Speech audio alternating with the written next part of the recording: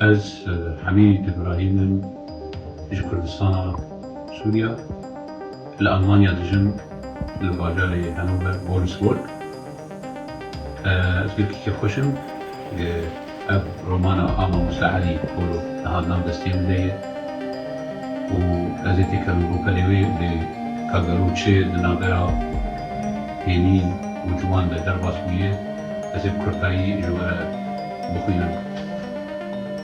Vê dira de ciwan dibêje ji hênî re dibêje سيدتي ظروفي هي في وضع المادي التعيس الذي يكسر ظهري ويكبح تقدمي فأنا جبل بلا شجر أنا رجل بلا ظهر. إليني بالجريم الفقر ليس عيبا فالإنسان مقيم بأخلاقه وليس بماله وأنت لا يعيبك شيئا. جوان بيضا لجريم الجريم ما يعيبني إنني لستك أصدقائي. فشراء محاضرة بالنسبة لي أمر مرهق وشراء منقار مخاطرة.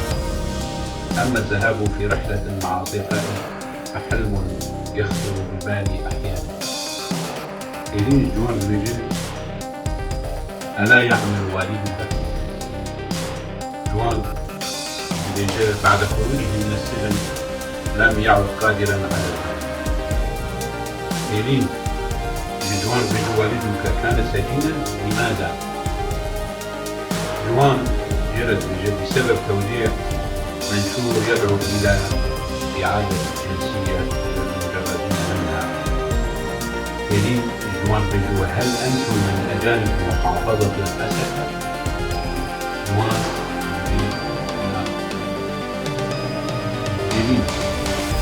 جوان بيجي ما دمتم غير مجردين من الجنسية فلماذا يقوم والدك بالمطالبة بإعادتها؟ جوان جينير بيجي القضية ليس قضية شخصية بل هي قضية عامة وهو منتم لحزب كردي يطالب بإعادة الجنسية للمجردين منها وأنا أيضا مهتم بالحزب نفسه.